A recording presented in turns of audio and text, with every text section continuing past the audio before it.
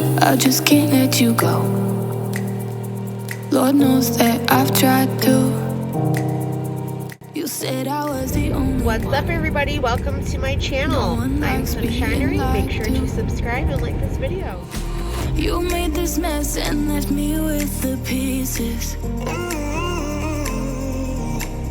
Now What's up, everybody? Welcome back to my channel. We are here yet again for another Rachel Goes Rogue podcast episode. We are now on chapter 39, and the title is Surviving. And it is a Rachel's reflection, which the show notes indicate that she is reflecting on her first day working at Sir. So for someone that says they're done with talking about Vanderpump Rules, she's sure doing a lot of reflecting on her time at Vanderpump Rules and the restaurant. I don't want to waste any time. Make sure to like this video. It helps support my channel. And if you have not yet subscribed, make sure you are subscribed with your notifications set to all so you can get notified every time I post a video or go live. All right, let's jump right into it. Welcome back to another episode of Rachel Goes Rogue. This is your host, Rachel Savannah Leviss, and today we're doing a new series. I'm going to pull up some photos and dissect them one by one and dive a little bit deeper into my thought process and my inner workings of my mind during that time. And I would like to do this because I feel like the viewers of Vanderpump Rules didn't really get to know me on a personal level all those years that I was on the show. Part of that reason is because I didn't open up too much until later on in the series. And then also another part of that reason is just the edit, and we didn't really dive deep. I wasn't like a full 3D character, I feel like. So I would like to add some context. I've got my producers here with me today, and we're going to look through my Instagram at some photos that I've shared during some really pivotal moments in my life and really dig deep into what exactly was going on during this time in my life and how those moments have shaped me into the person I am today. Now, I also am going to pull up her Instagram and find these photos that she's describing so that way we can also get a visual image of what she's describing so we are aware of what she's looking at, since she's pulling up photos but didn't even make a preview video, let alone a video to this podcast, for us to be able to see what she is talking about. Now, I will say, when I saw that this episode was going to be about her surviving Sir, I went to that photo that has been on the Sir website for as long as I can remember, which is her in front of Sir with her hand over the sign. Now, the sign didn't really crop out too well, and I took the background out, so I put the sign there for us.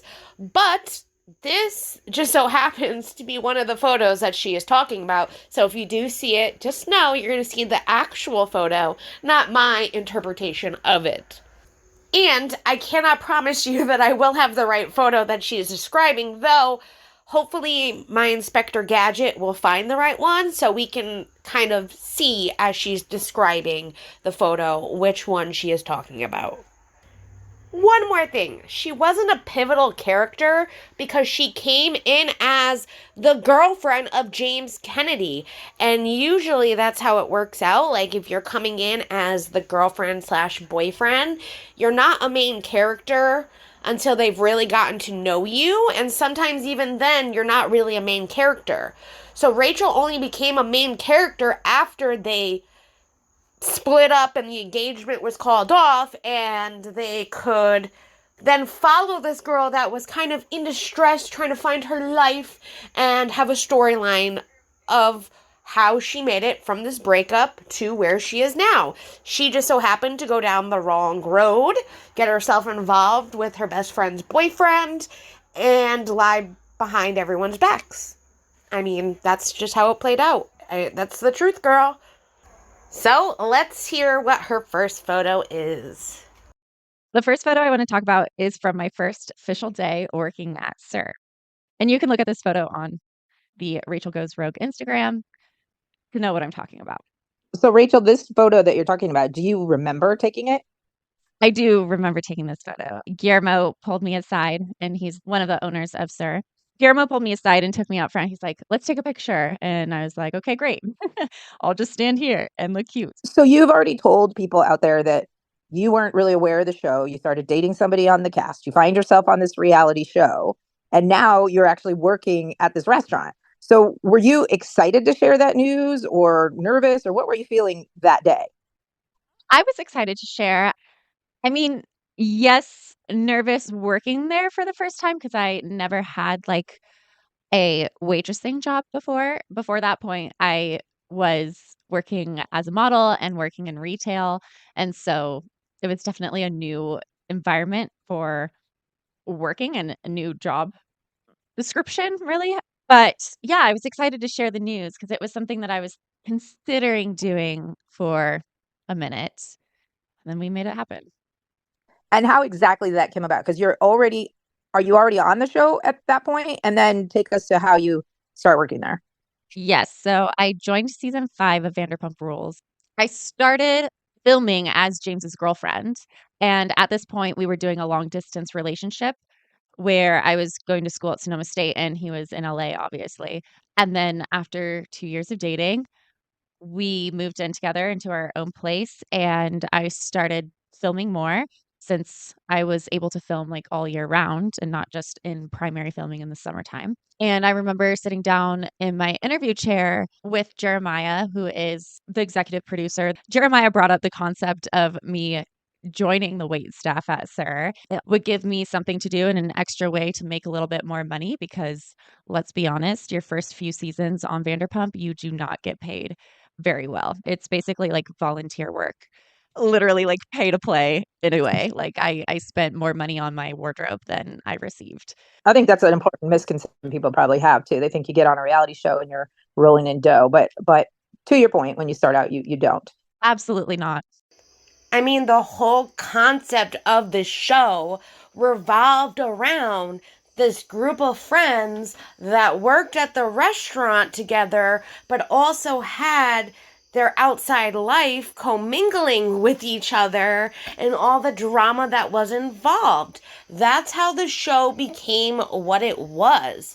So, of course, it wouldn't be crazy or a crazy idea for Rachel to join the staff of Sir, especially now that she had just graduated from college, moved to LA, living with James, now being more on the show as a more predominant figure, though she wasn't as predominant as she thinks. She was still James's girlfriend, but that gave her that leverage that she needed to be more of a predominant figure because of the fact that she worked at the restaurant. They wanted people that actually worked at the restaurant to still have that concept of this is how the show began, this is how it's still going kind of connection. And P.S., I don't know where she's getting that this is on her Rachel Goes Rogue podcast Instagram page, because none of these photos, let alone, like I said, there wasn't even a preview for this episode for me to give to you guys because she didn't have one. So I don't know where she maybe thought she was putting this on the podcast page and didn't, or it was part of the IG stories that day and that was it. Though I remember looking at this thinking to myself, there are no stories for this podcast, which was kind of weird when it first came out. And I even rechecked on the Vanderpump Reddit because those people archive everything, which I highly appreciate. And if you're ever looking for anything Vanderpump, check out the subreddit.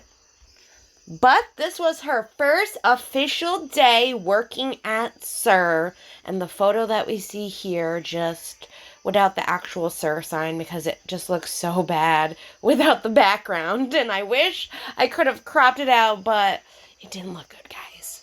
And I'm very much picky about my OCD and the way that my videos look. I hope you guys enjoy those. Let me know. But I also feel like it was a misconception to her because everyone that started off on Vanderpump got paid the same amount, which was practically nothing. So when it came to her possibly coming back for season 12, it was like when she tried to make this deal where she got the same amount as Tom and Ariana because of the affair and the whole Scandoval. This is where I think she's out of her mind, because it's like these people have been on literally since day one. Even Ariana was on season 1, though she wasn't a main character. She was still on season 1, and they deserved the pay that they were getting.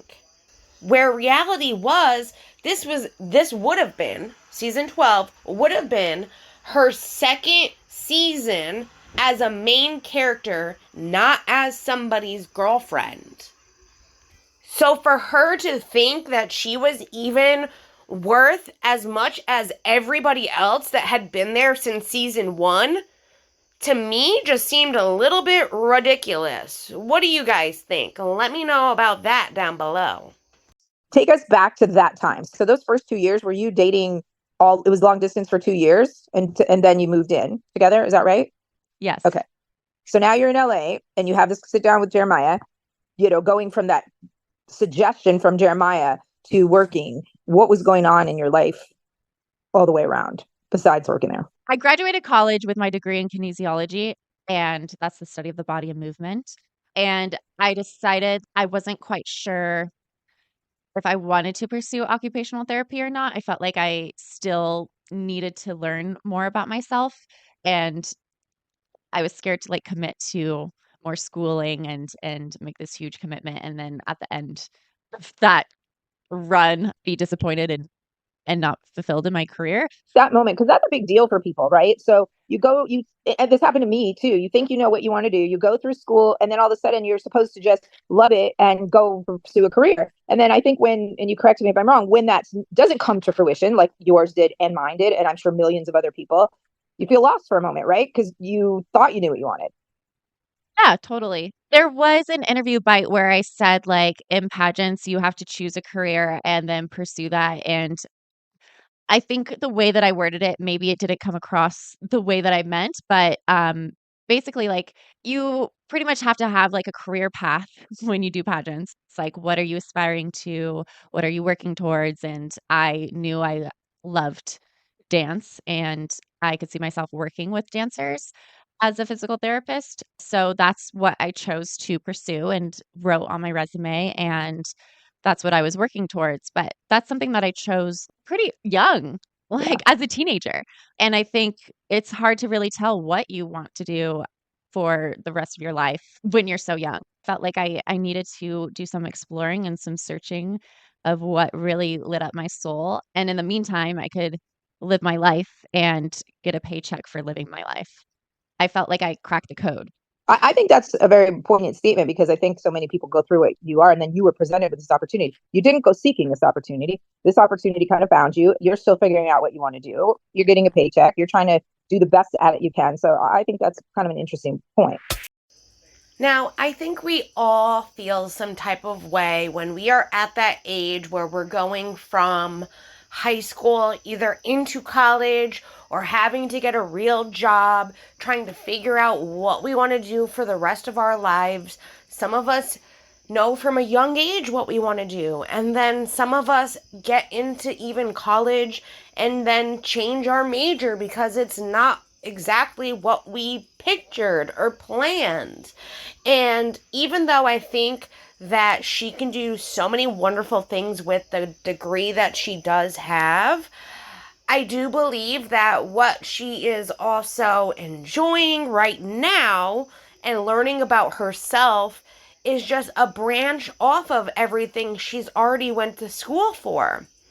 As I'm playing this right now for you guys, it's a video of her from 2017 of her doing Pilates, where she is doing a lot of training with her body and learning that control. And that is something that she's also doing right now, but she's doing it through sound and the way the sound is radiating through her body. And this is a video from today of her playing these crystal jugs and just having a relaxed time in the forest. I think all of this is something that will heal her soul, and she will find a path that she enjoys that has all of these passions that she likes and can kind of put it into one. With any type of movement and dance, you're gonna need that strength and that posture, control, and that focusing of the mind to be able to do these things. And I think that she can do whatever she puts her mind to. I think that maybe she wasn't as lost as she thought she was, because even with what she went to school for and where she is now, it all relates to everything that she's loved and has loved for herself throughout her life. All right. So now you graduated school. You have moved in with James into LA. You are a little bit on the show. And now you're going to start working at Sir. That wasn't the pandemic yet? That was before the pandemic. So this was posted April 25th, 2019.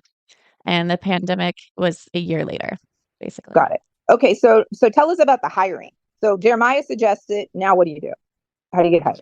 I mean, I did get a little bit of special treatment because I was on the show already. And it's very interesting because after I got hired, they had some meetings of like, hey, the show's coming around again. If you're interested in filming, and this is to like all the workers that work at Sir, if you're interested in filming, let us know, like fill out this form and we'll be in touch, basically. So I thought that was very interesting because it seemed like each institution was recruiting from each other. Like there's definitely a crossover there. And I think the intention was to make it more authentic. If you're working at Sir and interested in being on the show, then that would be like an easy mashup. But I don't know like what that process would be for the people that were interested, because not many people who actually worked at Sir were cast on the show.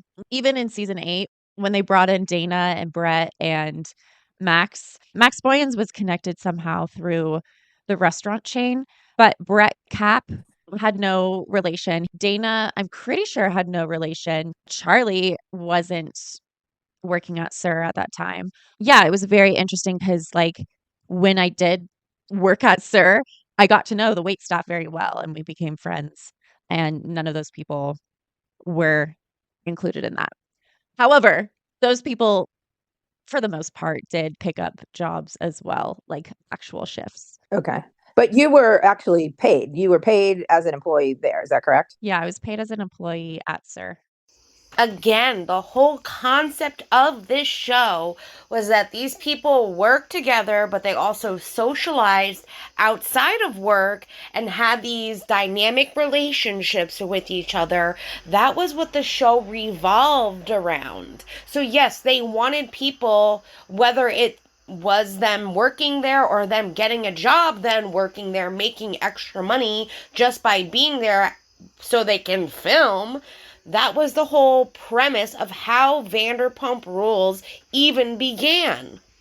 Now, I do know that Dayna appeared as one of the girls that they actually met in Vegas for Peter's birthday, where the guys got to play with heavy machinery.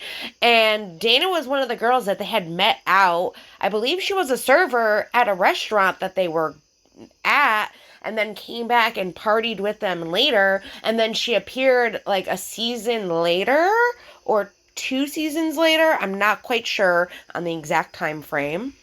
Charlie, I know, worked at a medical office, and her waitressing was a second job. So reality was that girl had 3 jobs. She was, yes, working at Sir, but also making money by being on the show.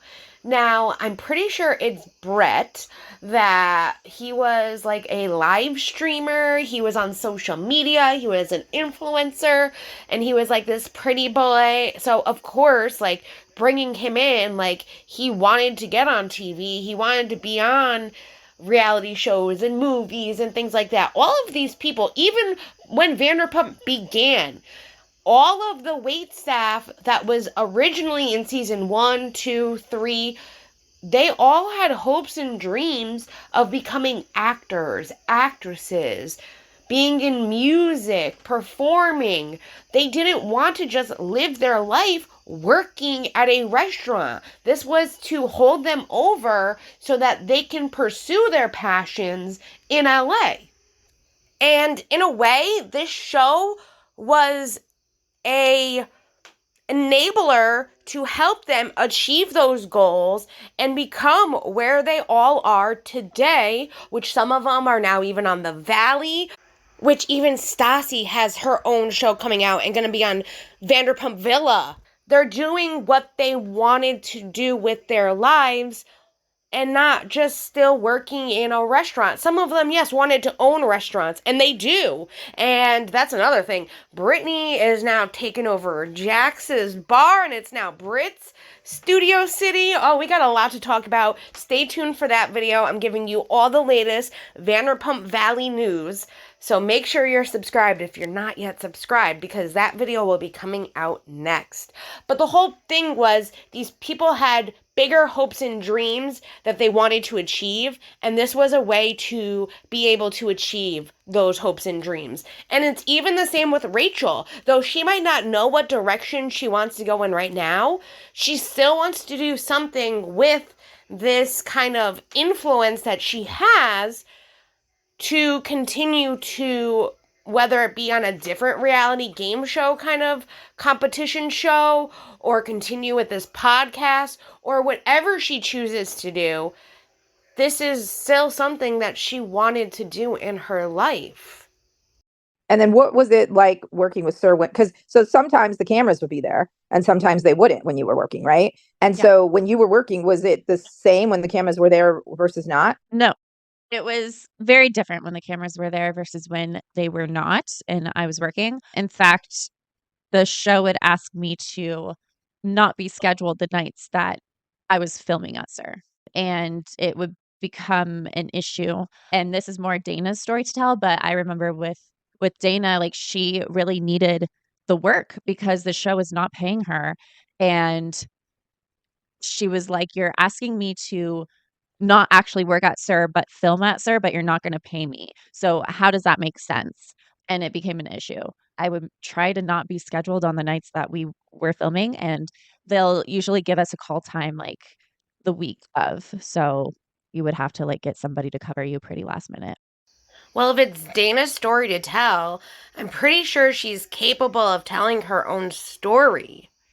And it just seems odd to me because even like going into the next season after Dayna was there, she was trying really hard to become a manager, and knowing that she had other waitressing experience previous, it just seems like you're like unrealistic to then have somebody as a manager. Even Max was a manager for Tom Tom, to be just the manager while they were filming and not a manager full time.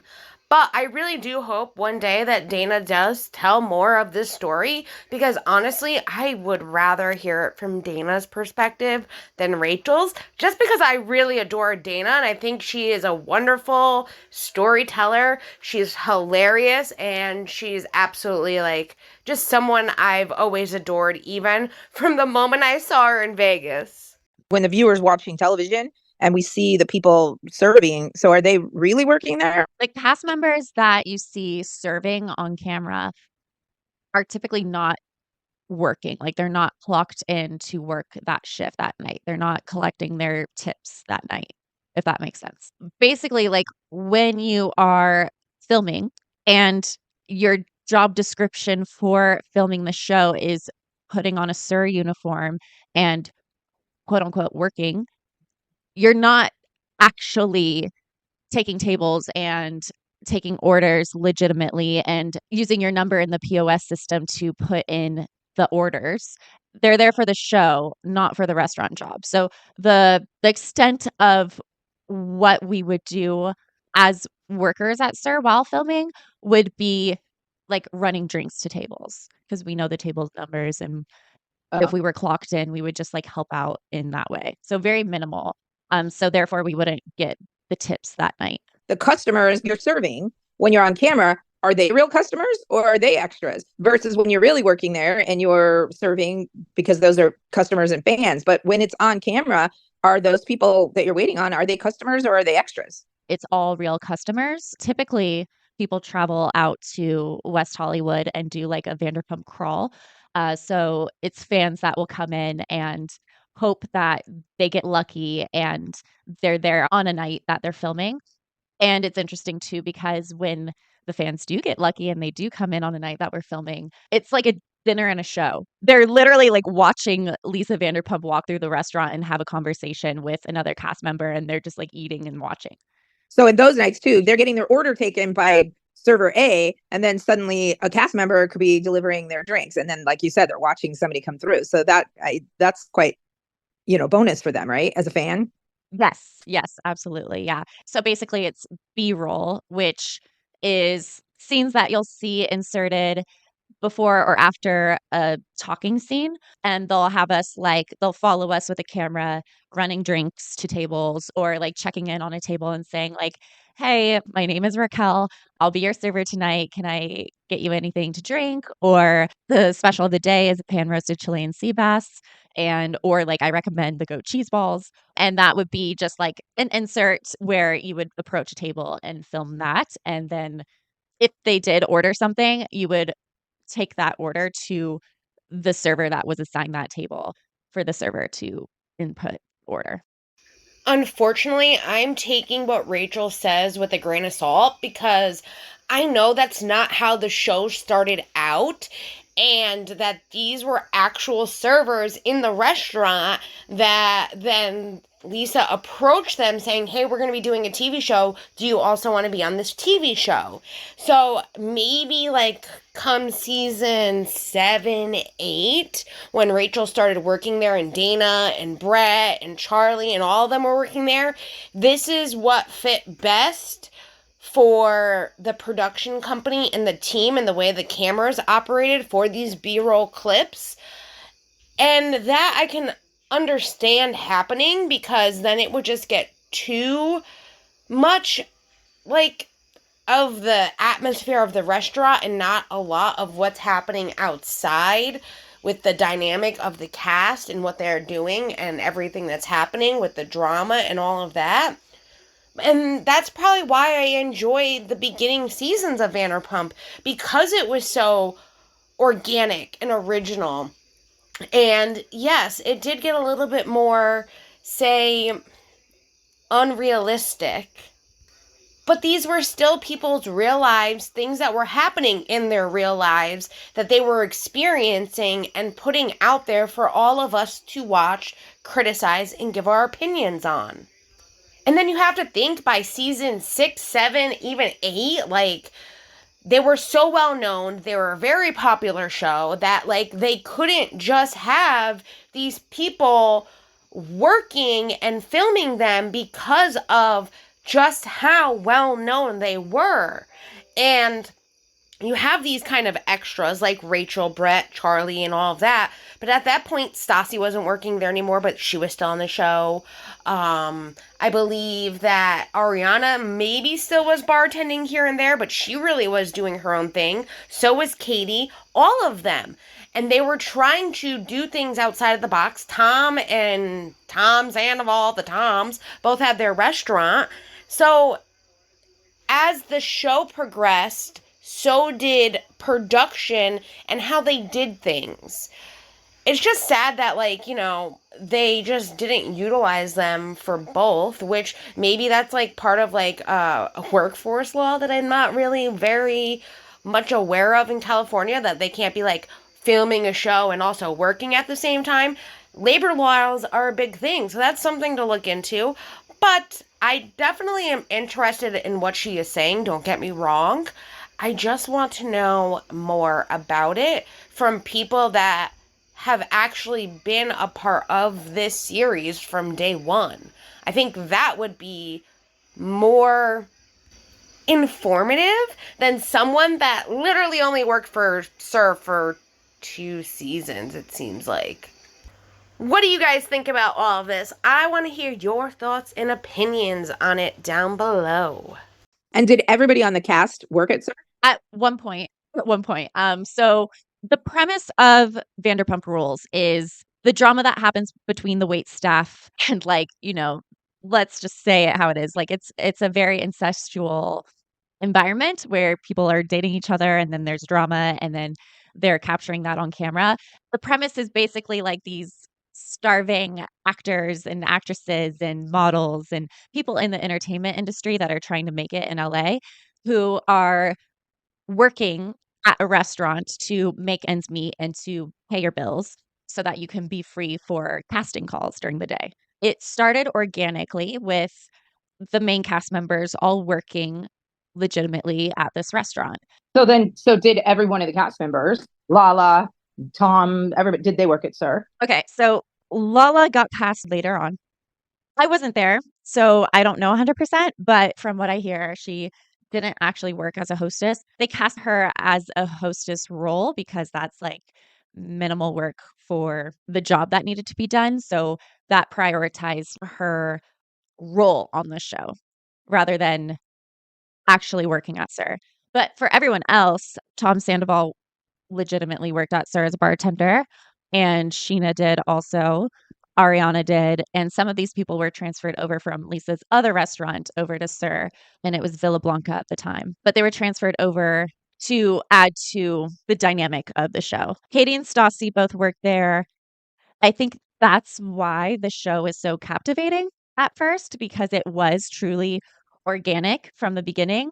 But as the years went on, it became more and more produced and more curated. Why was it important for you to actually work there? Brittany actually worked there too at a certain point, and Jax. I remember when I joined Vanderpump, I looked up to Brittany a lot. She came across very sweet. I felt like I could relate to her in that way because I was sweet too. And gosh, I already know, like, I feel like people are going to rip me apart for like, oh my God, how can you say you were sweet? You did this, this, and this. But like, let's go back. This is before Scandoval. This is before all this stuff happened. Okay. Like, I remember Brittany, like, actually working at SUR.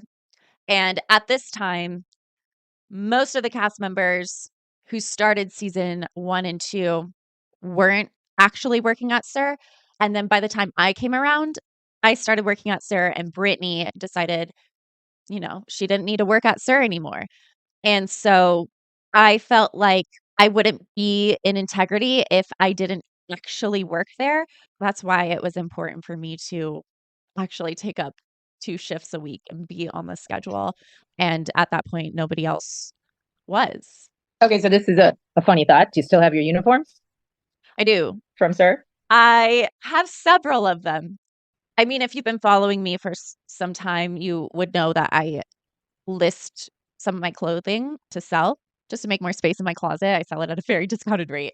But I was considering listing my SUR uniforms, but I haven't done it yet. But yeah, I do still have them. But they're pretty worn out. Like, I've washed them many times. So like the SUR foiling on the shirt, they get faded.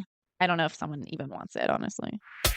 First off, Rachel, if you're going to make this a competition between you and Brittany and who was the sweetest out of the two of you from Vanderpump, I would say it would be Brittany. She was just that wholesome Southern belle. She was very sweet, naive, and she dealt with Jax Taylor. And how did you forget that Jax was even on season 1? Like, oh, he worked there at one time. He had been there since season 1, girl. Like, please. You pretend like you were a fan of the show before you started dating James, and we know that to be a lie because you've said this before, that you hunted him down at shows to grab his attention to get him to talk to you. These are the things that I don't like about Rachel. It's just like the little things that she just can't be honest about. And like, listen, I thought you liked Lala. I thought that would have been like the only person you would have talked to from the show. And here you are, again, telling somebody else's story that you have no fucking clue because you weren't even there. Whether or not she really was a hostess or not, like, we already know Lala's story too. I mean, we already know that she was casted and then she was like, I'm going to Italy, and like really wasn't going to Italy. She was just being with her famous boyfriend at the time, and then, yes, decided to come back. And also, yes, she does list her clothes to make room in her closet. And I don't know if you guys have noticed, but I have a lot of photos of Rachel because she was a model for a lot of clothing companies. And when you're a model for a lot of clothing companies, they, one, give you a lot of their clothing so that way you can advertise now on social media. But a lot of that stuff came from Nanomax. No joke, even some of her reunion outfits were Nanomax outfits.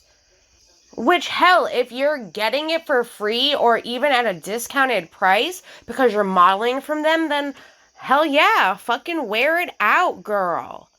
Even some of the outfits I see her in to this day are still outfits she's had from Nanomax. And honestly, I think your time has, been expired. And you made all of that money that, yes, you did donate to charity from the necklace and that hoodie, your little tom-tom hoodie. Which, props to you for actually donating all the money to charity. I have the receipts to know that she actually donated it all to the charity, though that's also a tax write-off at the end of the year, which, we know how it works, girl. But I don't think anyone really wants your SUR uniforms. If anything, they'd probably want the other cast members' SUR uniforms. Like those cute dresses that they had in season 1, 2, and 3. Oh my god, totally cute. But like those black t-shirt SUR dresses, we're okay, girl. You can sell it to me for $10 and I will be happy to broadcast it here on my channel if you'd like. Shoot, we could even do a giveaway for one of you guys. Now that would be pretty fun. What do you guys think? Was working in a restaurant hard? It was very different. I had to do training. When I dedicate myself to something, I will absorb everything that I can like a sponge. And so I did my very best. I think the most difficult part was memorizing the menu. But once you were able to memorize the menu and got it down and recommend certain things and describe the dishes with ingredients, it was fairly easy. But getting to that point was it had its challenges like any job. Well, you've also been very forthcoming with the fact that public speaking, talking to people was kind of awkward for you. Did that help you overcome? Yes. It forced me to approach my tables, obviously, and introduce myself in a very confident way and kind of fake it till you make it.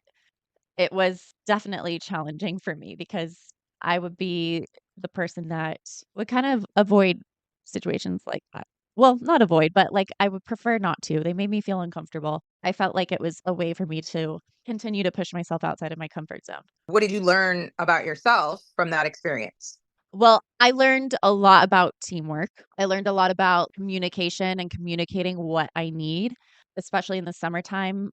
It would get very, very busy and we would be in the weeds. And, Peter actually was my manager and Peter did work at SUR. And maybe, yeah, I think he's like the longest time standing cast member to actually work at SUR and to be cast on the show. But anyway, that's beside the point. I learned that when my manager is asking me if I need help, that means that they do have a free second to help you and you should give them something to do off of your plate. That took me a little while to figure out. And I think I had to be in the weeds several times before I was like, okay, how do I communicate what I need to this person so that they can help me effectively? And it would be things like, can you please close out the tables that I haven't gotten around to, put the tip amount in and close out their credit card so that we can staple that receipt and put it with the rest of my receipts for the night? Or can you please go greet table 5? I haven't gotten around to greeting them yet. And they've been sitting there for about like 5 to 7 minutes. And I'm still working on getting these other orders in. Things like that.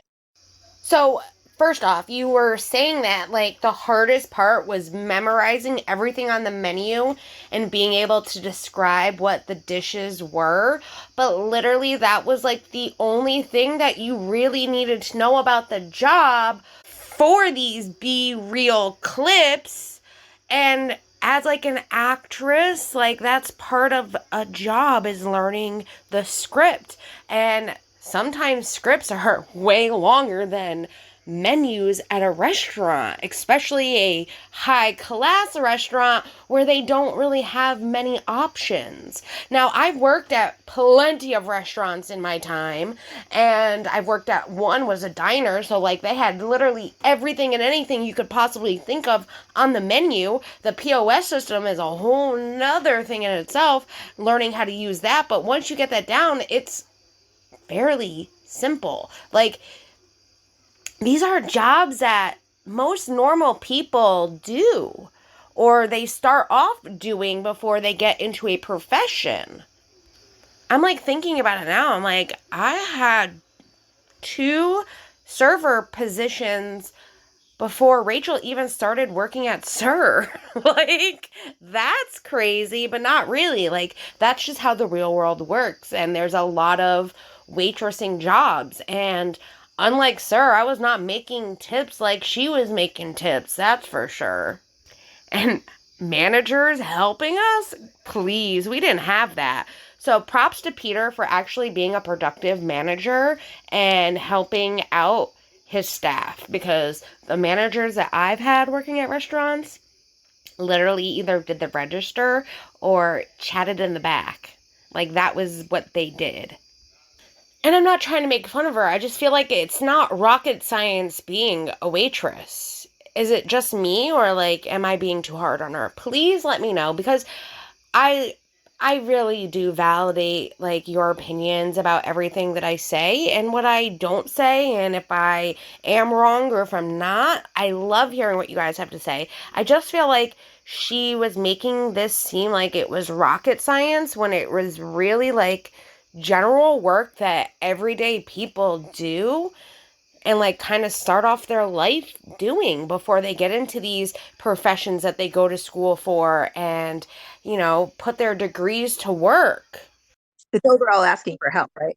Yes, yes. The overall asking for help was a Right. huge takeaway for my experience working at Sir. And I'm so grateful that I've been able to have that experience, because I feel like it has crossed over into my life, like real life interactions, and also knowing that other people want to help you. For instance, like when I would clock in and it would be a really slow night and I felt like I wanted to do something, I realized that by giving them a job, it's helping pass the time for them. And before that, I felt like I was a burden asking for help or asking for something. And so that's definitely helped shift my perspective on overall life as a whole. And especially too with pulling from my mental health experience and knowing that one of the pillars of codependency is being needless and wantless, or not asking for your needs to be met, or not knowing what your needs are 2 ingredients that can make up for someone being a dysfunctional person. So, learning about that, I've been able to pull from my experience working at Sir to really wrap my head around that concept as well. Well, that sounds actually overall that your takeaway from really working at Sir was actually a pretty positive experience for you. Absolutely, yeah. Yeah. And it was fun. It was fun too. Like, I got really close with the wait staff there, and, Thursday nights in LA are industry night. So, after work, a lot of people would wanna go out afterwards and grab a drink. So you just talked about all the good stuff and the friendships and the relationships that you were building with the actual staff. But was there any animosity because some of those people that were really working there weren't on the show? Was there special treatment from, the management staff? And then was there any feeling of animosity for some of the other servers that maybe wanted to be on the show but weren't? Not that I know of, but I feel like because I really pulled my own weight and I actually did do my time and clocked in my hours and dedicated myself to actually working, I think I earned the respect of my coworkers, where they didn't have some sort of like jealousy or animosity, or yeah, I didn't get that vibe from them at all. I haven't thought about this in a while. I haven't thought about working at Sir in a while. I feel like I am very grateful for my experience at SUR because it has taught me like core lessons in life that I'm able to take with me today. I learned a lot about work ethic and responsibility. I definitely prioritized having integrity with actually working there and not just posing and saying that I worked there when I actually didn't. I learned a lot of people skills and communication and effective communication. I learned how to ask for help, and I also learned that people like being asked for help. I was kind of nervous to talk about this and bring this up on my podcast because ultimately I am trying to look forward and be in the present, but it was fun recalling these past memories and this experience because it was a core part of my life, and it's kind of fun pulling back the curtain a little bit and letting you guys see into the real logistics of how this show was created with working at SUR. Thank you, Rachel, for your reflections on working at SUR. I think that really, ultimately, the takeaway from this is that after a certain season, that the people that were really working there that we thought were working were just actually shooting B-roll clips for the show and not physically working, but just pretending to work so that they could have these clips for the show, though ultimately they were still working there when the show wasn't filming and their time off. And I mean, I kind of already knew that, though. Did you guys know this? Let me know down below. But I am happy that she had learned a lot just from working at that job. Any job that you work at, you are going to utilize the skills that you have learned and you are processing, and you take away from that to utilize in your everyday life. And it makes you a better, stronger individual. It makes you more knowledgeable with different areas of work and what people do and how to communicate with other people, and just being overall a well-rounded individual. So I'm glad that she experienced this, because from what it seems like, she didn't really experience that until her later years in life, her early 20s, where like I got my first job at 16 and I worked my ass off. Even in college, I had 2 jobs because I needed to support my college education and everything that I wanted and all of that, and then some. That's kind of like normal for most people that have, a normal life and they don't have parents that coddle them and let them just do whatever they want and pay for their tuition and all of that. It's a great experience overall, even with parents that did help a lot. Like, my parents helped me a lot. They weren't people that didn't help. I also learned that I had to do things on my own and learn how to do things on my own and work for my own money to pay for the gas in my car, my insurance, things like that. That's why I got a job at 16, so that I could get my license, so I could get a car, so I could pay for my insurance, so I could drive myself to high school. Like, I don't know. I feel like we live 2 different lifestyles, so I can't really relate to what Rachel's been through. And maybe that's where she blossomed later and experienced all these things later in her life. And maybe that's part of her process. Everyone's journey is different.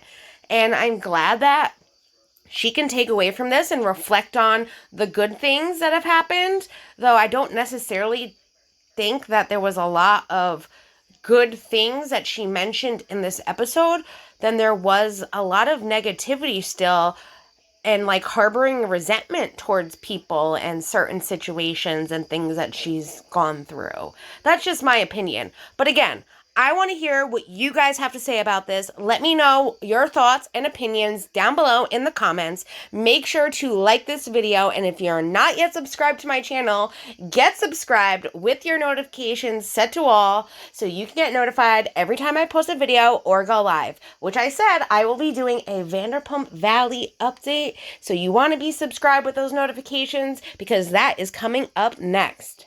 I hope you all have a wonderful evening, and I will be back here very soon. Bye, everyone. I wanna burn all the bridges between us. I can't focus. I can't